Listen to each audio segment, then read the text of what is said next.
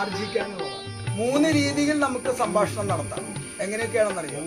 അധരം കൊണ്ട് സംസാരിക്കാം, ഹൃദയം കൊണ്ട് സംസാരിക്കാം, ബുദ്ധി കൊണ്ട് സംസാരിക്കാം.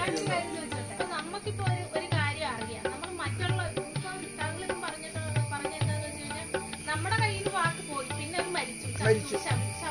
അതെ. പിന്നെ അത് മരിച്ചു കഴിഞ്ഞാൽ പിന്നെ അവിടെ ഇല്ല.